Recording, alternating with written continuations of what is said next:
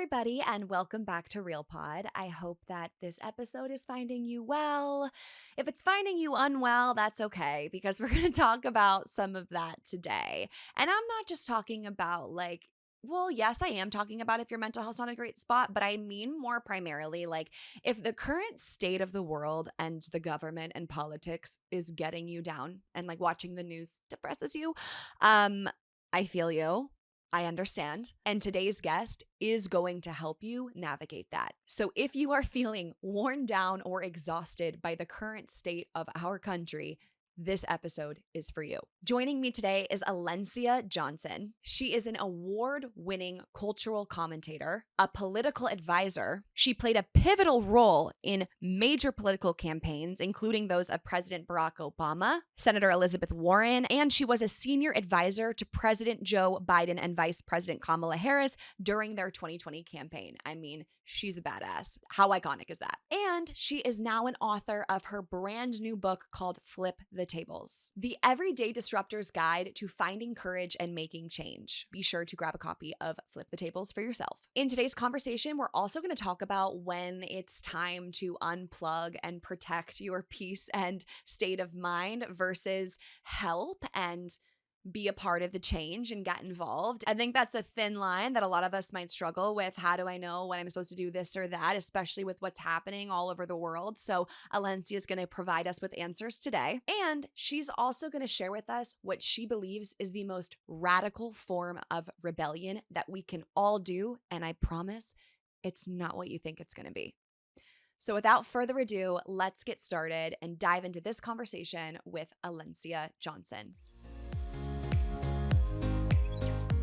Alencia, welcome to Real Pod. Thanks for having me. I'm so excited to be here. I'm so happy to have you here. So I am having my matcha right now, but you said you're taking a caffeine break. I'd love to hear about this. So I am on a fast right now with my church. And so we're obviously letting go of some things that are a bit of our vices. It's a sacrifice spiritually. And for me, it is caffeine. Okay. And my matcha. And it's also good for me to take a break from matcha because as someone who is already anxious and already takes forever to get to sleep, I need to limit my caffeine intake. So it's been really interesting, though, to find my pick-me-up in the mornings. Yeah, I think that's powerful, too, though, just to take something out that is like a luxury or something you enjoy, just to prove to yourself that you have the discipline and you can do it. Yeah. Kind of reminds me of Lent. When I was growing up, I'd always choose something for Lent. Yeah. I mean, that's in essence what it is with my church, Alfred Street Baptist Church. We're doing a New Year's fast. And my pastor was like, we're not doing anything for Lent. We're going to do it at the New Year's. But, it gives you that spiritual discipline and use, for me, it's God. Find another source for the things that you crutch on. So I love that. Yeah. Speaking of that, I love asking my guest, how is your spirit? I would say my spirit is in a place of optimism. I feel very healthy spiritually, even though there's so much happening in the world that feels really heavy. But I feel just really grounded in my spirit, right? That things are going to work out, not without work, of course, not without putting in some effort, but my spirit actually feels good. And that's because I've been doing the work to get there. I'm so happy to hear that. And actually, this was the question I had to ask you at the very end, but let's just start with it. Yeah. Obviously, we are in a time right now where there's just a lot of anxiety when you turn on the news, a lot of stress, a lot of fear. I feel like even with my community online, if I'll say, how's your day going? At least one person is always the political climate is causing me so much distress. And to obviously hear you say that you're feeling optimistic makes me feel hopeful and safe. Oh, good. So I would love if you could share how you're managing to harness that despite what's happening. Because I sometimes will just be like, you know what I do today cannot affect what's going to happen in the White House. And I know there are ripple effects and I know that we all do have an impact, and then sometimes I'm like, well, then I have the privilege to tap out of it. Yeah. But then I also have to make sure I can show up in my life to affect change. So how do you think about all of this? Yeah, I mean, you made a really good point, this piece of having the privilege to tap out of it. So my background, I've worked on 4 presidential campaigns since President Obama's reelection in 2012, and I worked at Planned Parenthood's national office. And so I've kind of always been fighting something, right? Campaigning to hopefully get someone elected. I've had some losses, Secretary Clinton and Senator Elizabeth Warren and Vice President Harris. But then we've had some wins with President Biden and obviously President Obama. When I worked at Planned Parenthood, we were constantly under attack. Even if we had a champion in the White House, there were all these state legislatures that were attacking our basic reproductive freedom. And so I share all of that with I have been in this work, like this is my life's work, right? And I got to a place of having to figure out, how do I sustain this for the rest of my life? My grandmother said to me one time, we were on the phone, it was 2015, after the Supreme Court gutted a key provision of the Voting Rights Act. She was like, I thought I fought for all of this so you didn't have to. And I was like, oh my God, like this is wild where we are as a nation. But then it made me realize that change doesn't happen overnight. We can't react to everything. It takes generations for things to happen. And the pendulum swings backwards. I look at all this resistance as an indicator that we were making some really good progress, right? That the opposition to what we have been fighting for is strong because we actually were making a lot of inroads. And so I share all of that, and I had to figure out a way to stay grounded in my faith, to control what I could control. The 2024 election was extremely hard for me. I was a senior advisor on Vice President Harris's campaign. The same time I was teaching at Georgetown, and I was in the middle of a move, in addition to doing like my client work and so many things. And I had to take some moments to myself, and that's kind of what the book is about. Of well, first we need to disrupt ourselves and figure out, how do we maintain ourselves, because the greatest act of resistance is joy and rest. And those are the ways that we can build community with one another. And the way that I can protect that allows for me to show up in the fight. So I'm on television giving commentary on cable news, but I actually don't watch that much cable news. I read the news from sources that I trust. I try not to doom scroll. I try not to find myself warped in conversations about every single thing that they are doing at the White House, every single thing that Elon Musk is doing at the White House, which is also extremely wild. Because you also have to remember that, like, being distracted and overwhelmed and exhausted, those are tools of the oppressor. And so the more that we can stay away from that, the more that we can have a healthy soul. As Alice Walker says, the greatest resistance to oppression is having a healthy soul. And so I am so laser focused on that because it allows for me to show up when I need to in the fight, but it also allows for me to be in better community with one another, right? When we're like healed, we can actually be in better community with each other. And that helps me keep my spirit in a place that keeps me fighting, right? Mhm. The reality is I am like, it is a scary time, right? Like there are conversations I'm having with my family and my friends of like, this is how we should navigate these moments ourselves, right? As individuals. And then how do we do this as a collective? But if my purpose on this earth is to be someone that people look to figure out these moments, I have to really take care of myself first. And I think we've been conditioned that is selfish, but is actually the first step for us to show up in this new reality and then to protect ourselves from the chaos that is surrounding us that keeps us distracted from the actual things that we need to do over these next 4 years. Mm-hmm. You said 100 things that fascinated me in that, but the thing that I keep thinking about that I want to dive further into is the greatest act of resistance is joy and rest. Mm-hmm. Can you tell me more about what that means? I can imagine people thinking, how is that the greatest act of resistance? Is the greatest act of resistance not being a part of this march or being a part of this protesting happening outside? And all of that's super important. But I'm so fascinated by this joy and rest piece. Yeah, I mean, that's an adaptation from what Audre Lorde said about how self-preservation is an act of political warfare. It's not really selfish, and I'm paraphrasing. And I think movements, particularly Black feminist movements, have really taken that to show that, as we are the center, Black women are the center of racism and sexism in this country and spaces that we are not supposed to occupy. So we're not supposed to have joy. We're not actually supposed to rest. Like, we are just supposed to labor under capitalism, right? Mm-hmm. If we say no to that, we are bucking the system, right? If we are still in the face of all of this oppression, able to laugh and find joy with one another and dance and be creative, that throws off the system of like, wait a minute, you all are supposed to be confined and struggling. And multiple things can be true at the same time. I have friends that actually hate when I say that, but we have to look at the reality that multiple things can be true at the same time, and that I can be faced with so much oppression, so much harm, and yet you still can't take away the joy and the rest that I deserve, that actually pushes against you and disrupts the notion of what I can be and who I should be, and then therefore who my community should Mhm. be. And so it's beautiful if you look at so many movements in present day, but even in history. Yes, they were resistance and like nonviolent protests, but you also saw people in streets dancing and laughing and finding joy. And how do you actually fight against that, right? Like, as someone who is trying to oppress a community, what is that saying about you when you are pushing against this movement that is literally centering joy and creativity and all of that? And then, the piece about rest, I am at my best self, at my highest self when I am fully rested. And I don't think we have to rest just to be better workers. I think we should just rest because it's our divine right. Shout out to the nap ministry. But it also does allow for me to really be in my creativity, that allows for me to have this radical imagination of a world that actually fully not only sees all of us, but like values us and allows Mhm. for us to live in this world of opportunity that all of us deserve. Yeah.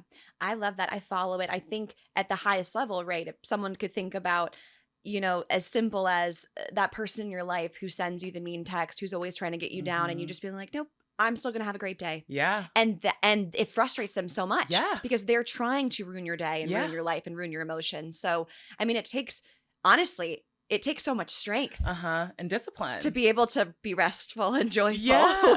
I mean, as one of my girlfriends says, you've been going through this like era over these past few years of like getting back to yourself and really just saying no to what the world wants you to be. And I had someone say, "You're in your hippie era, Alencia." And like, I think it was a dig, but I was like, I am. That's great. I'm going to meditate. I'm going to go on a walk. I'm going to say no when something Yeah. is stealing my joy. But it's actually forcing them to confront why they are also on this hamster wheel, or also trying to ruin each other's days, or Yeah. even like why they're not slowing down to check in with themselves. Definitely. As a Swiftie, I'd say you're in your reputation era, right? But it also makes me think too. I've been having this conversation with myself. I'm 27, going to turn 28. My husband just turned 30. I don't know. Maybe I'm starting to get nostalgic about growing up Hmm. and getting older. But there are just certain things that now I just literally don't have space for, and I just don't Hmm. want to tolerate. Like, I don't know, gossip. I'm just not Yeah. going to do it. There's Yeah. so many things I'd rather talk about. Like, I'm human, so of course it's happened and I've done it, but like,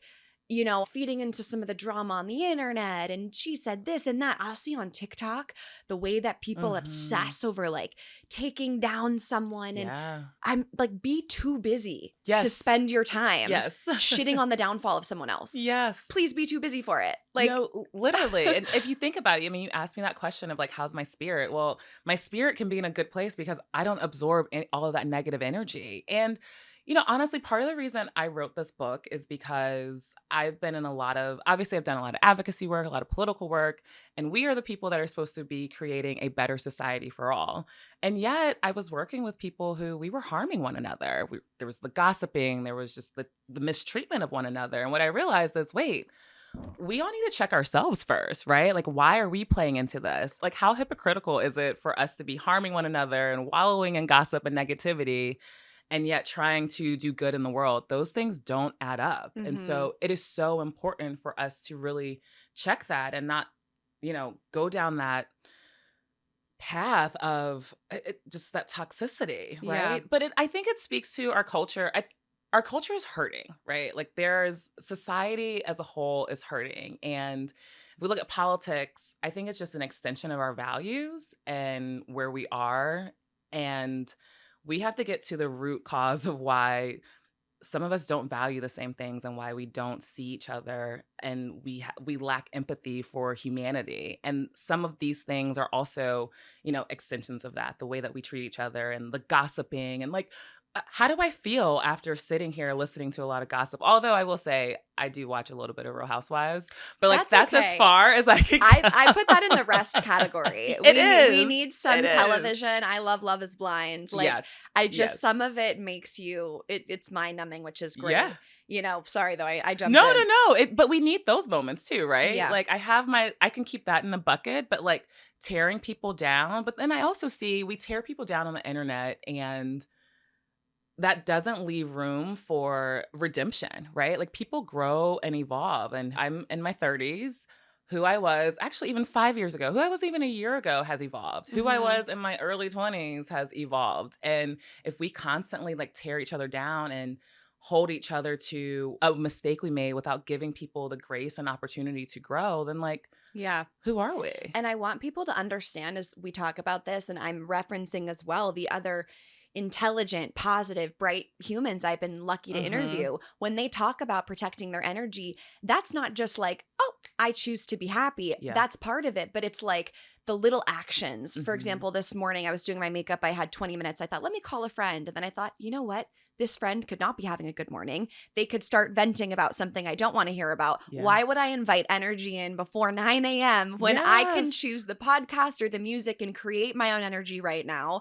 When you go to open this application, how is it going to make you feel? I think it's coming up with your systems, Mm-hmm. fiercely protecting your peace, what it means for you to have your rest day. And Yeah. that doesn't mean allowing someone to quickly come over and drop off XYZ and then spend 20 minutes talking. Like it can be the littlest things, right? Mm-hmm. So I think it's recognizing that and then setting up what are my routines to protect my energy and my Yeah. peace, and getting to a place where you feel strongly about that and then you can do it. Obviously your book Flip the Tables is coming out. Congratulations. Thank you. From being in this industry, and I've never written a book because I Yeah. know it's so time consuming and Yeah. so it takes so much out of you. I hope to do it one day. Huge congrats, Thank because I you. know that has been a huge hill to climb, and I hope you're just so excited. Yeah. You talk about being a disruptor, and a lot Mm-hmm. about your book Flip the Tables is helping other people learn how to become disruptors, Mm-hmm. find the confidence to push back, swim against the current. Mm-hmm. Few questions for you. Yeah. First of all, were you always a disruptor, thinking back to childhood? Yes, I was, but I actually wouldn't have said that until now, right? So like other people called me a disruptor, and my mother likes to tell the story, and I put it in the book, but she likes to tell the story when I was 5 years old, and my classmates weren't listening to me at lunchtime, and I stood on the table and yelled, "I have something to say." That's And great. I was like, great. My first act of disruption was 5 years old. And my principal, Mrs. Walker, God rest her soul, she was so sweet. She was like, I know she's getting in trouble, but she's a leader. And so thankfully she was like channeling that the Look, so right you need way. a consequence, but I'm also rooting for you. Exactly. Exactly. And so, yeah, I guess people would say, not I guess, I know that people have constantly called me a disruptor. And then I finally started to embrace it later on in life. What does it mean to be a disruptor? So for me, a disruptor means someone who is intentionally tearing down something to build something new and better. And I actually ran away from the word for a little bit because, as you know, like Silicon Valley love to use it like, this is the most disruptive new app or whatever. And I'm like, this sounds so harsh and like really abrasive and also tied to like business outcomes. But for me, it was so synonymous with being a change maker. It also was really synonymous with my faith. I'm a Christian. I love Jesus. I think he's the ultimate disruptor, which is why I named it Flip the Tables, because I loved when he flipped over tables in the temple. And my faith is disruptive in a lot of spaces that I've been in. And I wanted to really break that down for folks, that a disruptor isn't someone who's like a Tasmanian devil that just destroys everything in their path with like no plan for what's to happen afterwards. A disruptor is someone who walks into a situation and says, something needs to change here. And it's bigger than just ramming my chair into this table. I've got to actually throw things into chaos to build something new and better. Mm-hmm. So you just said you're a Christian, Mhm. and it's clear, obviously, by the campaigns you've worked on, kind of your political Mhm. beliefs. And I would say at a high level, the stereotype Yeah. is that a lot of Christians are the opposite, Mhm. and they believe in the opposing things. Mhm. How do you feel about that? What's the disagreement within the Christian community? And do you ever feel like, based on your religious beliefs, people make assumptions about your political beliefs? Mhm. Yeah, I actually love that question because most of my friends are people of faith and are also, we're politically aligned, but we're always like, Jesus needs more like marketing people, because the more that you understand who Jesus was, whether your personal savior or just even as someone in history, the more like your political ideology would end up aligning with protection of immigrants and welcoming refugees, protecting of poor people, of making sure that people didn't go without. Like these are all biblical principles, ensuring that, even Jesus spoke and engaged with women that his disciples and other people were like, no, you shouldn't talk to them, right? Like Jesus is actually like, for me, the role model for my political ideology. And it is really frustrating because I think white Christian nationalism has used religion to cause harm. I mean, if we think about the founding of this country, I mean, they use Christianity to support slavery, right? And they've used Christianity to support oppressing women and now LGBTQIA folks and migrants. And I'm like, wow, if Jesus was like living today, you all would actually deport him. And like when I think about those things, it's really challenging for me. And I actually wish that more people who practice their faith in the way that I do would resist what is happening in the world, right? And not take the fact that they have warped, the understanding of God and realize that there are more of us, right? We have a president who literally doesn't know that it's 2 Corinthians and not 2 Corinthians. He held up a Bible upside down, and you all think that he is supposed to be the person that is supposed to get America to believe in God. It is actually contradictory, and it goes against everything that the Bible has taught me. And so for me, we talk about being a disruptor.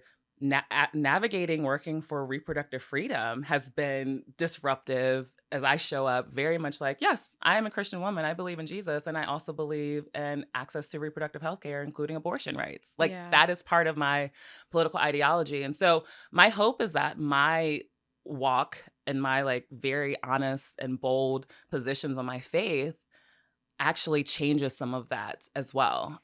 Because it's really frustrating to see how many people have been harmed by people who love to quote scripture. Like these people go in the House and Senate and like quote all these scriptures right before they pass the most horrific pieces of legislation. And yet, on the other hand, as a Black woman, majority of Black Christians have the same political ideology that I do. And so like there's this like disconnect that's happening within different sectors of faith. But I think there's more of us who tie the way that we show up politically to how we believe we should as Christians, as believers of Jesus Christ, but yet we feel like our voices have been silenced because of the opposition and the other side and how they have honestly used the Bible in very hypocritical ways and dangerous ways. Yeah. I grew up at a Catholic school, so feel like really grateful for the education I had around religion and Jesus. And it's as simple as love thy neighbor as thyself. Yes, like, literally. I feel like no matter what like, how could you not assume that Jesus would be someone who would open his door to anyone? Exactly. That's literally the stories. Exactly. So actually another question I have for you, and this has been hard for me, and I know you've probably seen the same quotes online, is like, it did feel like this election became moral and it became a matter of values. And for me, I posted this on the internet and lost 10,000 followers, but the barrier to entry for me is like human rights and equality. I don't even want to talk about other things before like we're just at the bare minimum here of like equality.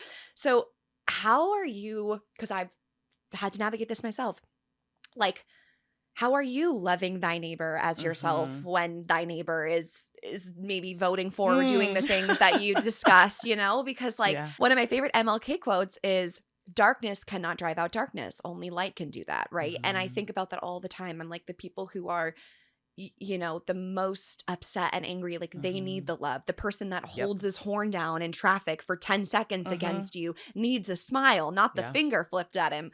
So how are you navigating that? Yeah. When it feels moral? It is a lot, right? And I actually love that you quoted that. I talk about Dr. King a little bit in the book too, because he always talks about this beloved community and what that means. And I also have one of my favorite chapters in the book is the very last chapter. So for all of those who like are sometimes like me and don't finish the book, please finish the book. No, read every word of her read book. Every word of the book, especially because second to last chapter it starts talking about why we have to be the salt of the earth and be the light. And we have to be light in these dark situations. And Listen, it is hard for me to be in community with people who don't believe that I should exist. And so, to your point, the bare minimum is human rights. Like, if you do not believe that my personhood should exist, whether it's because I'm a woman, whether it's because I'm Black, whether it's because someone is from a different country, whatever it may Their be, sexuality, how their they identify, sexuality, how if you're they identify, transgender. all of those things, then we actually don't have a point of entry. But if you are someone who, and I think of Maslow's hierarchy of needs, a lot of people don't even have their bare minimum needs met. Basic food and shelter and finances to cover just their basic needs. So they can't even get to this place of like aspiration and ideology. I can actually start to have those conversations with you. But again, if you don't think I should exist, I honestly have a hard time being in community with you. But I do in my daily practice, I try to slow myself down. Like if I'm at the store and I'm feeling some resistance from someone and they're really challenging me, I will calmly say, I hope you were having a wonderful day, and try to like change the tone. Now, on the flip side, I had the situation happen at the gym several weeks ago. This woman, she was just like migrating around the gym and like saying like really weird comments under her breath. And one of the comments she made to me was like, I can't believe people are letting you wear lingerie in the gym. And I was like, what's happening here? And then she walked back again and said something like, I hope your husband approves of me. She was a white woman. And I said to her very firmly, you actually don't have to speak to me, and you will not police my body and what I will and will not wear. And she also was doing it to another Black woman. And then she said to a Latina woman who had a shirt on that said like Brazil 25, she says to her, well, I hope that like I don't need to call ICE or whatever, make sure that you're here legally. And so in that moment, we had like several choices to make. Do we fight fire with fire, or do we figure out how to be in community together and figure out a situation that keeps us safe? And so we ended up having a conversation with the manager, and we were sharing with her, you cannot police our bodies. You cannot be racist towards us in very matter-of-factual ways. And at that moment, sometimes you can't negotiate with folks, but you have to stand rooted in what you believe and your convictions and call out the harm that they are causing. And at the same time, as someone shared at the gym, believe that she is on the spectrum, a little bit neurodivergent. I do have compassion there, but you also can't harm me in the midst of your hurt. Right. Just because of a certain diagnosis or circumstance, you're still not permitted to, harass or be violent towards another person. Like there's such tension there, right? Yeah. Like because people, again, in the both and, right?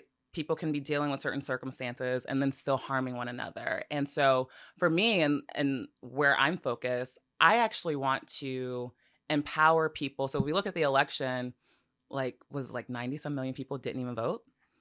There's 90 some million people that I can engage with instead of trying to persuade the 70 some million people who voted for that other guy to believe in what I believe in. So I'm trying to build community with those people. This next question, I just want to clarify for the listeners, it would not be okay to ask a Black woman who's not volunteering to be on a podcast to help educate. What are the ways that myself as a white woman and my friends, how can we even in the first episode of White Lotus, do you watch that show? So good. I watched it last night, but the character Belinda, she called her son and she said, oh, and there was a Black couple here and they weren't staff. And there was this really powerful scene where she brings her hand up and the two Black women nod at each other. They recognize they're the only Black women in the space. How can white women make Black women feel more comfortable? What can we be doing in just a micro expression way, if possible? Yeah, well, I actually have a whole chapter in my book called Spend Your Privilege. Great. That actually talks about working for, and God rest her soul, Cecile Richards and Senator Elizabeth Warren, who really showed me ways in which, particularly in these massive ways of how one can spend their privilege as a white woman in certain positions. But then I think about that story that I just shared with you at the gym. I posted about it on Threads, went viral, and there were a lot of white women in there that were saying, oh my goodness, I need to do better if I see something like that happening at the gym, for me to be the one that intervenes, for me to be the one that talks to the white woman about the things that they are saying. I talk about this in the book too. Wait, sorry, are you saying that is the right thing to do? That is the right thing to do would be for the white woman to handle the white woman aggressor versus the woman of color having to do that. Okay, that's helpful to hear, because sometimes I'm like, is that become white savior complex? Would I then feel like, oh, I have this, I guess you're saying, yes, there is a privilege there to chime in. You don't also want to assume that this Black woman can't do things Totally. herself and that she Totally. needs a white woman. Yeah. No, totally. And I think this vantage point, to be honest, like checking that privilege, checking am I doing this to have the savior complex, which I also talk a little bit about in the book too, why that's so problematic.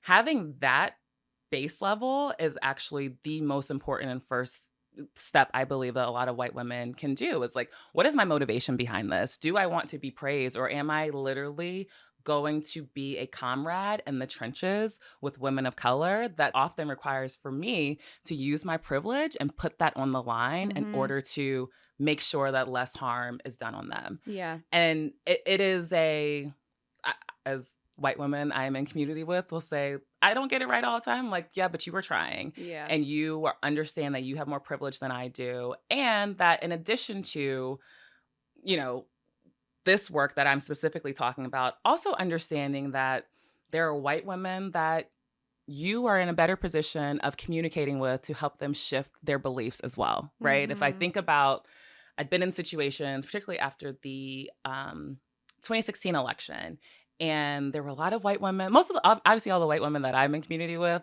vote the same way that I do.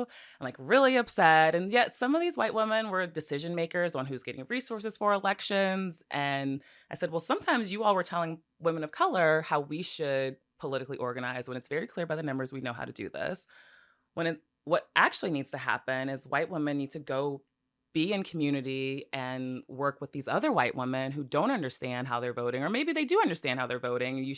They need to unpack a little bit of why they're okay with voting for people who are taking away from not only their rights, but the rights of other people. That is a lot of work that I need white women to do in this moment. Go talk to your cousins and maybe like childhood friends that have a different political ideology than you do, build that community, and hopefully shift some of those numbers over these next few elections. The other thing too and I talk about this in the book, there's a lot of resources out there to learn from Black women without necessarily having us to do individual labor. There are Mhm. books that we have written, Yes, yes, yes, yes, free yes. resources out there, right? That also, you know, is an investment in us, but also not making us labor. So I think those are some ways that Yeah. you as a white woman can do that. And sharing space right here. Yeah.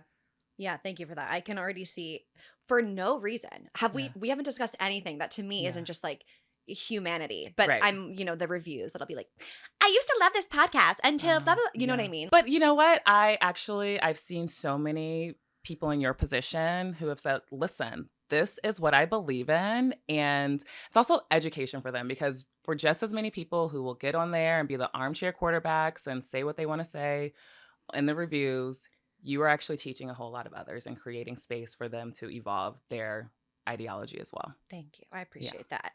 So I was dying to ask you though, Yeah. because of your just amazing resume. You've worked on, for, or with, as we've said, Barack Obama, Hillary Clinton. You were an advisor to President Joe Biden and Kamala Harris on their 2020 campaign. Um, I'm curious what, if anything, was like different behind the scenes. I think for someone who's never worked in government or been close to it, depending on the day or the week or the news, I can think, oh, what the heck goes on over there? Or I can think, oh, there's really good people there. I Hmm. had the opportunity to go to the White House Creator Mental Health Summit this past year, and I was like, this is awesome. Like, there's Yeah. people sitting here and they want to hear. There are good people Hmm. there, So, what are some of the biggest takeaways from that experience that you Yeah. can share with us, people who will never be in that spot? Well, one, it takes hundreds and hundreds of people to like make a presidential campaign, right? And I didn't think my very first political job was on the surrogates team in 2012. And surrogates are messengers that go out on behalf of candidates or issues that, it may not be the candidate. And that's when I realized how important it is to have people carrying messages that communities trust, right? Like, I mean, Barack Obama is like probably the best messenger ever. And there were even spaces that, we would put other messengers in that actually move people more than he could because they trusted them, right?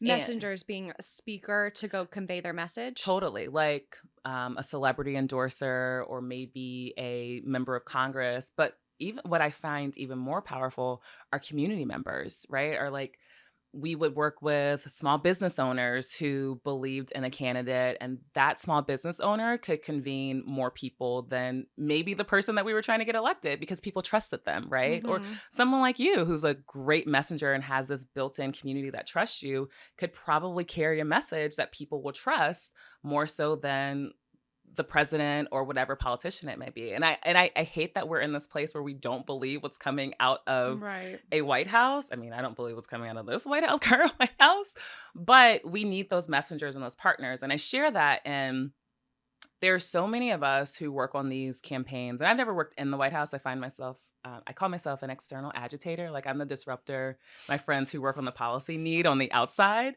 to move things. But there are people who genuinely care about these issues and doing good in the world. And a lot of times there's like a personal connection. There's an issue that you cared about or something that happened in your life that makes you say, this is the trajectory that I want to be on because I want to be able to shape policy that's going to impact people for generations to come. And, it's frustrating because at times I'll see comments after I'll be on some interview and folks will say, well, she's just paid by the Democratic Party. I would be honest, they don't pay that much. And also, I'm not paid by the Democratic Party outside of the campaigns that I had been on. Yeah. These are just the issues that I believe in because of humanity. And I also tell people, like, if someone like me or some of the young, really young staff that I know have been in the White House or people who, they're the first person in their family to get a college degree or their parents are immigrants or whatever it may be, or they may come from a low income community, but they got the chance of a lifetime.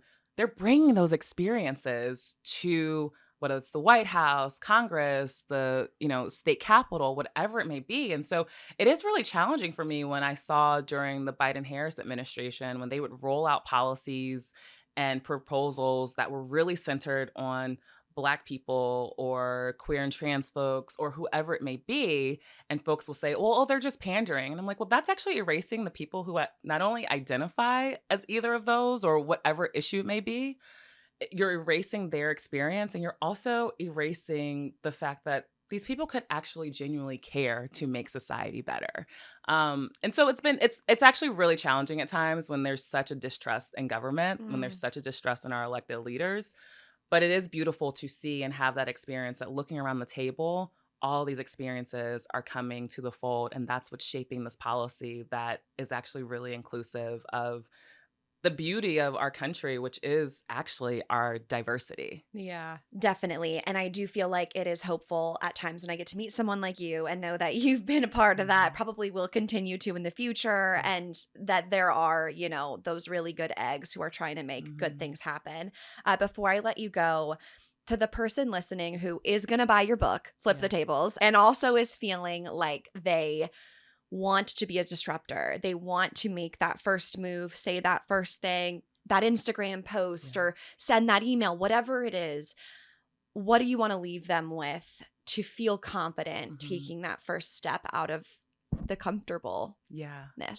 That's actually a great question that really sums up the book because the question that I constantly get is like, oh my gosh, Alencia, how do I make impact in the world? And it comes from a place of feeling like it is so enormous, right? That they have to go be a Gloria Steinem or a Dr. King or Malcolm X, and they have to be like these huge figures that are leading movements, right? And creating things. And what I break down in the book is first, we got to work on your confidence to have and courage to be who you are and share your beliefs. Because once you have that courage and confidence, you understand that even these small steps, all adding up together, create this bigger groundswell that we need. And so my hope and my prayer is that people read this book and hear this conversation and understand that like change is actually not that hard. We just have to have the courage to take the first step. And a lot of times the first step is a lot easier than people think it is. They're just scared to get out of their comfort zone. But where we are as a society requires you to get out of your comfort zone. It is pushing us with an urgency of now to be that courageous person that you are and get in community and literally disrupt in small little ways. Because imagine, just think about it. If a million people decided to take small, courageous steps of disruption, how impactful all of that would be. Mm-hmm. The onus wouldn't be on just one person to do some big thing. The onus is on a million of us to do small things. It's like the butterfly effect. It is. Yeah. Thank you so much. I loved this conversation. You're brilliant. I'm excited to see how your journey continues, the success of the book, and I appreciate your time. Thank you. Thanks for having me.